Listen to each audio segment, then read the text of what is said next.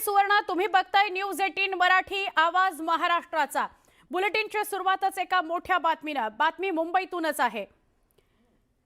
पुण्यामधून बातमी आहे। पुण्यामध्ये प्रशासनाचा भोंगळ कारभार बघायला मिळालाय। अनेक ठिकाणी ईव्हीएम मशीन्स बंद पडलेली आहेत। एकूण 5 मतदान केंद्रांवर ईव्हीएम मशीन्स बंद पडलेली आहेत।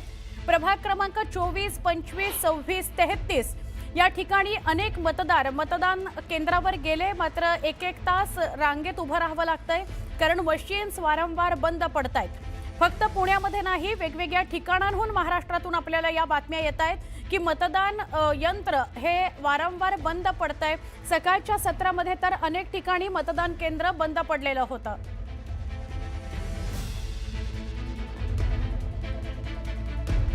शाळेमध्ये आज सकाळी मतदान केंद्र जवळपास 1.5 तास बंद होतं। त्याच्यामुळे या प्रभाग क्रमांक 26 मध्ये 6 ठिकाणी वेगवेगळ्या मतदान केंद्र ही काही काळ बंद होती। त्याच्यामुळे मतदारांना मोठा मनस्ताप सहन करावा लागलाय। सकाळी लवकर आलेले मतदार जे आहेत त्यांना साधारणपणे 9:15 वाजेपर्यंत मतदान जे आहे ते करता आलं नाही। आता ही सगळी मतदान केंद्र जी आहेत ती सुरू झाली आहेत। आपल्या सोबत मतदार आहेत। तुम्ही किती वाजता आले होते, किती वेळ थांबायला लागले? मी सकाळी 7:30 वाजता आलो होतो आणि कमीत कमी 2.25 तास थांबून वोटिंग करून निघालो। मग आधी काय अडचण होती? मशीन बंद पडली होती। बर, आणि ते म्हटले की मशीन चेंज करणार आहे म्हणून। तर ते खूप गर्दी होती, लोक पण आले होते वोट टाकायला। तर 1.5-2 तास थांबून लोक परत गेले। बर, मग आता मशीन बदललं, काय केलं? मशीन चेंज केलेले। बर, तुम्ही काय यांनी ज्या उमेदवार आहे, ह्यांनी ज्या मशिनी ठेवलेल्या आहेत, ऍक्च्युली ब कड अशा मशिनी ठेवायला पाहिजे। सगळ्यात चुकीच्या मशिनी ठेवलेल्या आहेत। मी आता हे घेऊन आलेलो आहे आणि नागरिकांना अजिबात कळत नाहीये त्या मशिनी। एवढे काय आपल्याकडे साक्षरता आलेली नाही की हा कलर तो कलर। ऍक्च्युली प्रशासनाने कोट्यावधीचा खर्च केलेला निवडणूक आयोगाने, त्यांनी तिथं लिहून ठेवायला नको। साध्या पेननी बारीक अक्षरामध्ये वयस्कर लोकांना कसं कळणार आहे? घाईमध्ये माणूस मतदान करायच्या मूडमध्ये असतो। आम्ही हे सगळं घेऊन आलो आणि प्रचंड, तुम्ही आतमध्ये जाऊन जो बघितल्या, हे ह्याच्यासाठी आणलेलं आहे की ज्या मशिनी ज्या आहेत ब कडच्या सगळ्या विचित्र पद्धतीने सिक्वेन्स लावलेल्या आहेत। म्हणजे मतदारांना काय झालं? मी आता करून आलो तर तिकडे माझं 3 नंबरच्या मशीन मध्ये म्हणजे त्यांचं नाव होतं, तर इथं वेगळ्याच मशीन मध्ये लावलेलं आहे। म्हणजे प्रत्येक ठिकाणी असं हो, नाही उमेदवार नाही, मतदार आहे। तुमचं कसं नाव आहे म्हटले? तिकडे आता ऍक्च्युली माझं 2 मिनिटं थांबा। मी आता वोटिंग करून आलो तिकडं, तर आपल्याला सगळ्यांना सिक्वेन्स दिलता अबकडचा, तर तो इकडे आता वेगळाच दिसतो काही ठिकाणी, असा विषय। आणि तिकडे मतदानाला गेले, इकडे कसं काय आले? इथं माझ्या बायकोचं होतं आणि आधीच बायकोच्या ह्याला ना अंडरलाईन करून ठेवली होती। आता ते तिला मी आता बोललो की तू सांगायचं होतं ना तिथं, मग तिच्या ह्याला आता त्यांनी क्रॉस केलं। म्हणजे मतदान झालंय का नाही झालं? मतदान झालंय माझं, पण त्यांचं मतदान झालंय का? तिचं झालेलं आहे। बरं, ठीक आहे, चला। तुम्ही काय म्हणत होते? अजून एक मुद्दा असं म्हणायचं आहे की खोली क्रमांक आणि शाळा क्रमांक पण चुकीचा पाठवलेला आहे वोटरला, आणि ते पण करेक्शन नाही केलेलं आहे।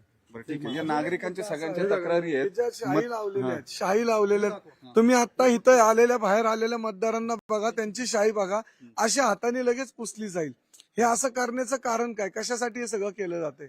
आपण शाही लावल्यानंतर प्रॉपर शाही लागली पाहिजे।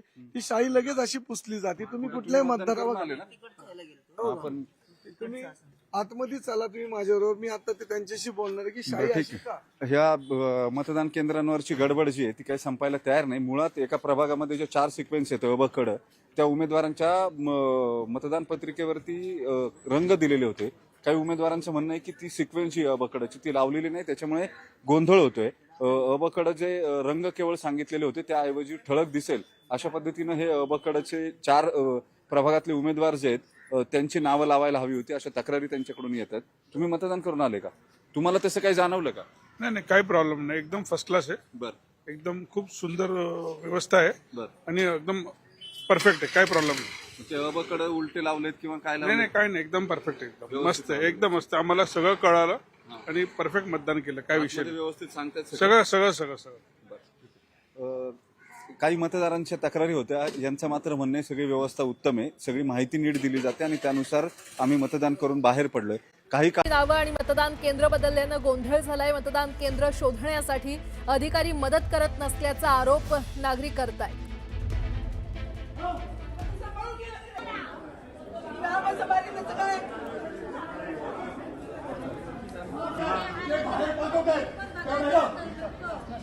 अहो ते बाहेर पाठवतात माझ्याकडे कशी दावा मिळते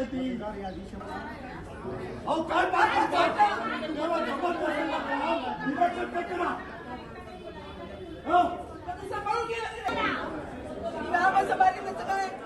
आणि या संदर्भात अधिक माहिती देत आहेत आमचे प्रतिनिधी सुमित सावंत आपल्यासोबत जोडले गेलेले आहेत. सुमित, कुर्ला पूर्वमध्ये मतदान केंद्रावर नेमका काय गोंधळ झालाय? ही बालावळकर शाळा आहे आणि हा कुर्ला पूर्वेतला कामगार नगर मधला भाग आहे आणि तिथे काही लोकांचं असं म्हणणं आहे की मतदार याद्यामध्ये आमचं नाव नाहीये, बूथ अचानक बदललेले आहेत. या सगळ्या संदर्भातली माहिती आमच्यापर्यंत आलीच नाहीये. एवढंच नाहीये तर इथले मतदान केंद्रावरचे कर्मचारी आपल्याला सहकार्य करत नाहीत असं म्हणत इथल्या सगळ्या स्थानिकांनी गोंधळ घातलाय. आमची नावं मतदार याद्यांमध्ये का नाही आहेत, आमचं तिथे बूथ नेमका कुठे आहे, या सगळ्या संदर्भातली माहिती राज्य निवडणूक आयोगानं आम्हाला द्यायला हवी होती किंवा त्या स्लिप ज्या आयुक्तांनी जसं आपल्याला 2 दिवसांपूर्वी सांगितलं होतं की स्लिप आजच्या आजच पोहोचणार आहेत, मात्र आज मतदानाचा दिवस आहे पण कोणाकडेही स्लिप पोहोचलेल्या नाहीत.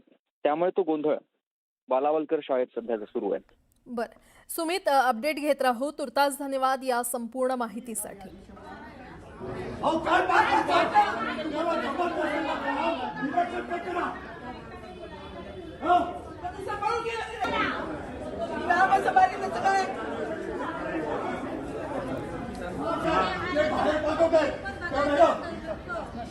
अहो ते बाहेर पाठवतात माझ्याकडे कशी दावा मिळते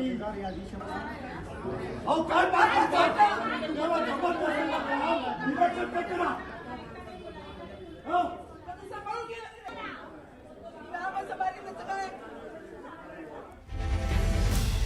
पनवेल महानगरपालिका प्रभाग क्रमांक 19 मध्ये मतदान केंद्रावर गोंधळ झाला असल्याचं कळतंय. भाजप आणि महाविकास आघाडीच्या कार्यकर्त्यांमध्ये जोरदार भांडण झालं. दुबार मतदार असल्याचं म्हणत मतदाराला लॉकअपमध्ये टाका असं म्हणणाऱ्या व्यक्तीवर भाजपचे कार्यकर्ते चिडले आणि प्रभाग क्रमांक 19 मधील गुजराती शाळामधील मतदान केंद्रावर हा संपूर्ण गोंधळ उडालेला आहे. पोलिसांकडून दोन्ही पक्षाच्या कार्यकर्त्यांना समज देण्याचा प्रयत्न केला जातोय. आज मतदानाचा मोठा दिवस आणि पनवेल महानगरपालिका प्रभाग क्रमांक 19 मध्ये मतदान केंद्रावर गोंधळ झाला असल्याचं पाहायला मिळतंय. भाजप आणि महाविकास आघाडीच्या कार्यकर्त्यांमध्ये जोरदार भांडण झालं. दुबार मतदार असल्याचं म्हणत या मतदाराला लॉकअपमध्ये टाका असं म्हणणाऱ्या व्यक्तीवर भाजपचे कार्यकर्ते एक प्रकारे चिडले आणि त्यामुळे आता पोलिसांकडून दोन्ही पक्षाच्या कार्यकर्त्यांना समज देण्याचा प्रयत्न सुरू आहे. प्रभाग क्रमांक 19 मधील गुजराती शाळामधील मतदान केंद्रावर हा संपूर्ण गोंधळ उडालाय.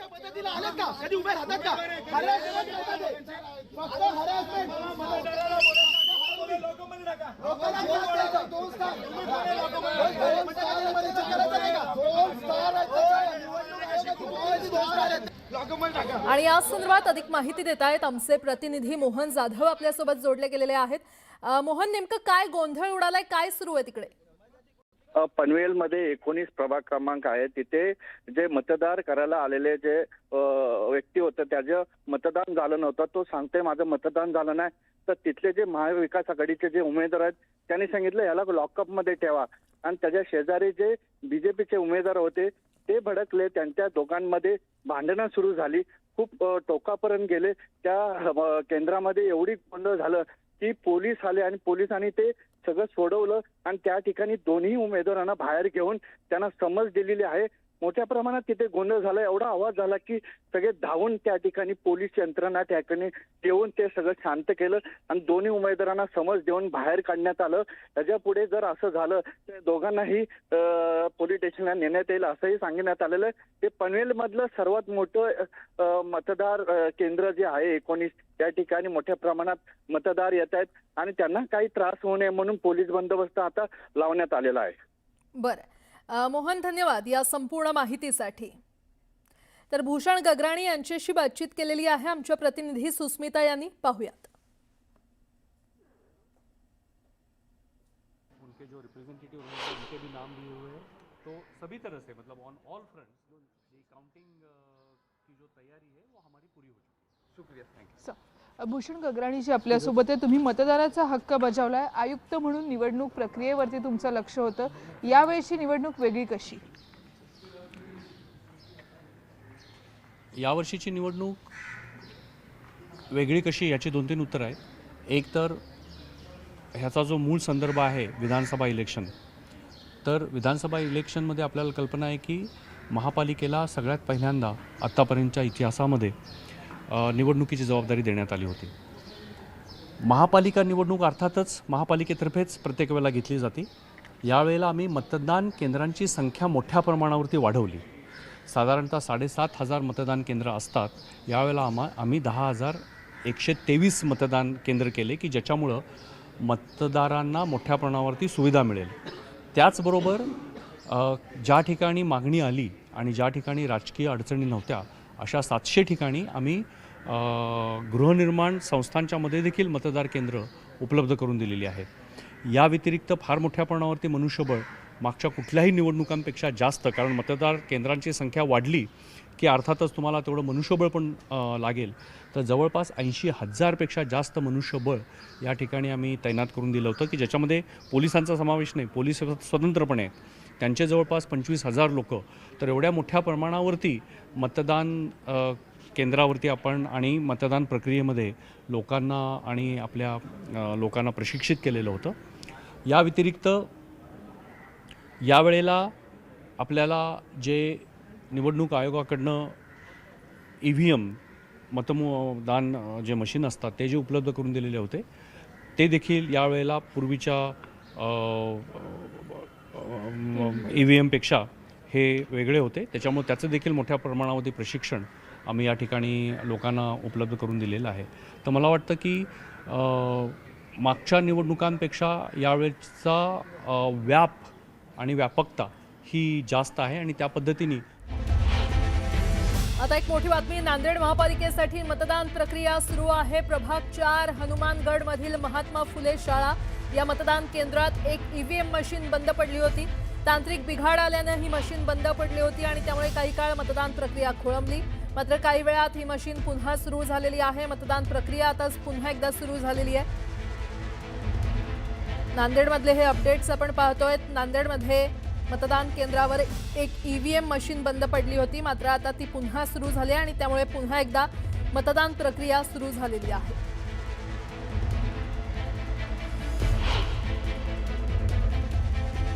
इकडे छत्रपती संभाजीनगरच्या गुजराती कन्या विद्यालयामध्ये गोंधळ उडाला असल्याचं समोर येत आहे. EVM मशीन बंद पडल्यामुळे नागरिकांकडून गोंधळ सुरू आहे. तब्बल 1 तास EVM मशीन बंद असल्यानं संताप व्यक्त करण्यात येतोय. मशीन दुरुस्त करण्यास जवळपास 1 तासाचा विलंब झालाय. तर मतदार 1 तासांपासून तात्काळात रांगेत उभे असल्याचं पाहायला मिळतंय. छत्रपती संभाजीनगरच्या गुजराती कन्या विद्यालयामध्ये हा गोंधळ झालाय. छत्रपती संभाजीनगरच्या प्रभाग क्रमांक 15 मध्ये मतदान केंद्र जे आहे त्या मतदान केंद्रावरती काही प्रमाणात गोंधळ थोड्या वेळापूर्वी पाहायला मिळाला होता. तब्बल 1 तास मशीन बंद असल्यामुळे नागरिकांचा हा गोंधळ या ठिकाणी होता. मतदान क्रमांक 22 मध्ये हा संपूर्ण गोंधळ या ठिकाणी झाला होता. काय झालं होतं नक्की म्हणजे मशीनमध्ये बिघाड आला होता. बिघाड आल्यामुळे ते पूर्ण मशीन बंद होती. 1 घंटा उशीर